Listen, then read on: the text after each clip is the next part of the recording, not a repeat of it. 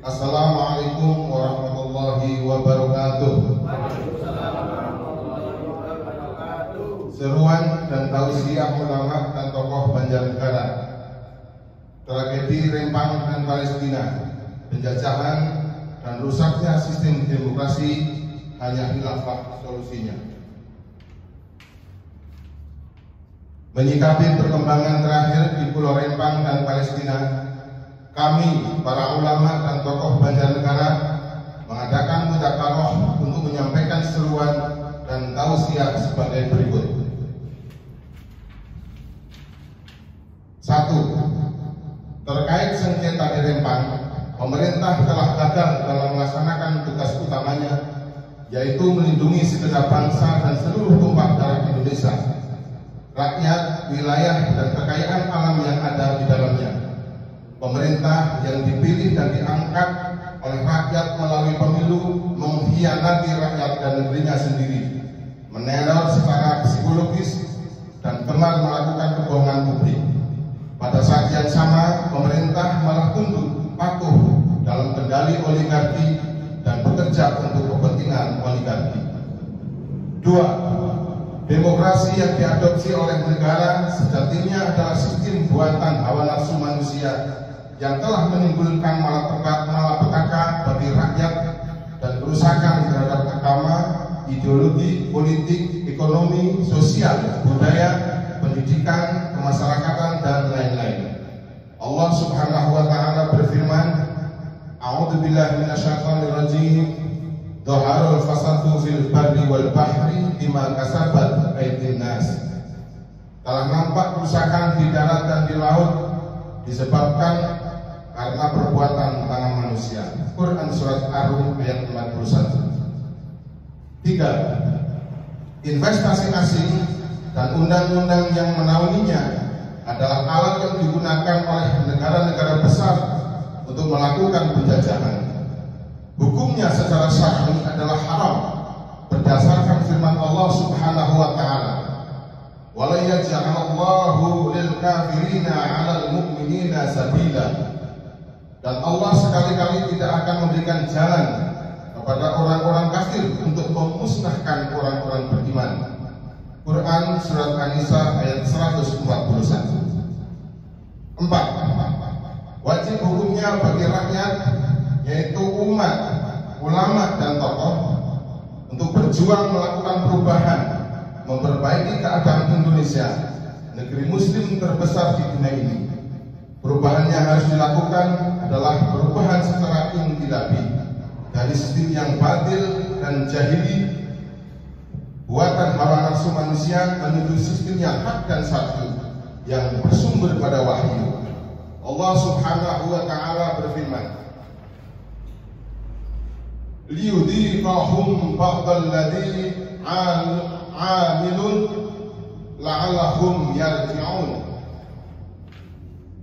Supaya Allah merasakan kepada mereka sebagian dari akibat perbuatan mereka, agar mereka kembali ke jalan yang benar. Quran surat Ar-Rum ayat 41. 5. Hendaknya disadari bahwa janji-janji dalam proses demokrasi hanyalah kepalsuan. Karena itu jangan sampai tertipu dan dikecewakan berulang kali. Nabi SAW bersabda, orang mukmin tidak akan terperosok 2 kali pada satu lubang yang sama. Hadis riwayat Bukhari. 6. Terkait Palestina, dunia wajib tahu bahwa Palestina pada hakikatnya adalah negeri Islam sejak masa Sayyidina Umar bin Khattab radhiyallahu anhu hingga hari kiamat.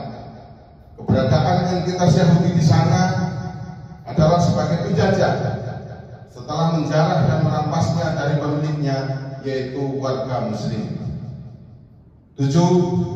Para penguasa negeri-negeri muslim, khususnya di sekitar Palestina, seolah-olah tuli, tidak mendengar dan tidak melihat kenyataan yang terjadi bahwa Palestina sedang dijajah oleh entitas Yahudi.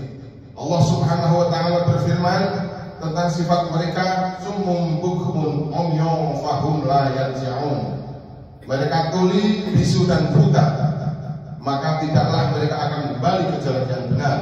Quran surat Al-Baqarah ayat 18. Mereka, para penguasa muslim, pada hakikatnya adalah Ruwaibidah serta para antek penjajah.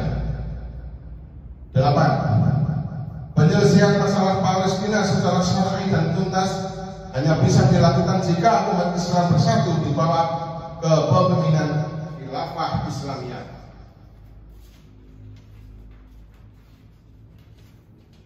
Yaitu dengan cara menggelorakan jihad fisabilillah, membebaskan bumi Palestina dari entitas Yahudi dan segala najisnya. 9. Sungguh bahwa karakter dasar Yahudi adalah penakut, gemar melakukan pengrusakan baik alam semesta maupun manusia. Instrumen pengerusaknya adalah ideologi-ideologi setan seperti demokrasi, kapitalisme, sosialisme, dan komunisme. Maka siapa saja yang menolak khilafah sejatinya adalah para anti kapitalisme, demokrasi, sosialisme, dan komunisme. 10. Menyerukan kepada segenap ulama, tokoh dan umat Islam hendaknya terus meningkatkan keteguhan iman dengan membenarkan janji Allah Subhanahu wa taala dan Rasulnya.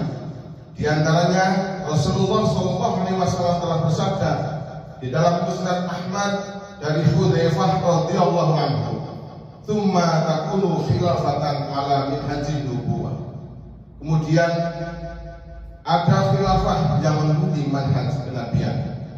Imam Al-Bukhari telah meriwayatkan dari Abdullah bin Umar radhiyallahu anhuma, ia berkata, "Aku mendengar Rasulullah SAW bersabda, kalian akan memerangi Yahudi, maka kalian menguasai mereka." Kemudian batu pun berkata, "Ya Muslim, ini orang Yahudi di belakangku, bunuhlah dia." 11. Para ulama, tokoh dan umat Islam teruslah berjuang menyelesaikan qadhiyah masyriahnya, yaitu idatul hukmi bima anzalallah, dengan menegakkan khilafah Islamiyah. Suatu negara adidaya atau daulatul ula yang akan mengakhiri hegemoni negara-negara penjajah baik timur maupun barat, baik berideologi kapitalis maupun komunis, serta yang akan membebaskan seluruh negeri Islam termasuk Palestina dari para penjajah dan antek-anteknya, lalu menebarkan kebaikan, kesejahteraan, kemakmuran, ketentraman, keamanan, kesentosaan, keadilan, mewujudkan rahmatan lil alamin dengan izin Allah Subhanahu wa taala. Demikian pernyataan sikap kami, semoga Allah meridhai kita semua. Wa ma nasru illa min idnillahi azza wa jalla. Billahi taufiq wal hidayah wa ridho wa inayah. Kami atas nama para ulama dan tokoh yang hadir pada mudzakarah ulama dan tokoh Banjarnegara 30 Rabiul Awal 1445 Hijriah. Wassalamualaikum warahmatullahi wabarakatuh. Takbir.